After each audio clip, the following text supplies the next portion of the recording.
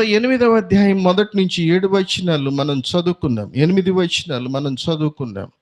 ఈ 8 వచనాల్లో మనం బాగా ఆలోచన చేస్తే మనకు ఎదురయ్యేటువంటి పరిస్థితులు దేని వలన మనకి ఎదురవుతున్నాయి, మనలో వృద్ధి లేకపోవడానికి కారణం, మనము ఆశీర్వదించబడకపోవడానికి కారణం, మనము ఎంత సంపాదిస్తున్నా మన సంపాదన నిలవకుండా ఉండడానికి గల కారణం, మనము వ్యాధిగ్రస్తులమైపోయి ఉండడానికి కారణం, మనకు దేహంలో స్వస్థత లేకుండా ఉండడానికి కారణం, మన కుటుంబంలో ఆరోగ్యము లేకుండా ఉండడానికి కారణం, మన కుటుంబంలో శాంతి, సమాధానం, నెమ్మది లేకుండా ఉండడానికి కారణాలు ఈ వచనాలలో మనకి కనబడుతున్నాయి.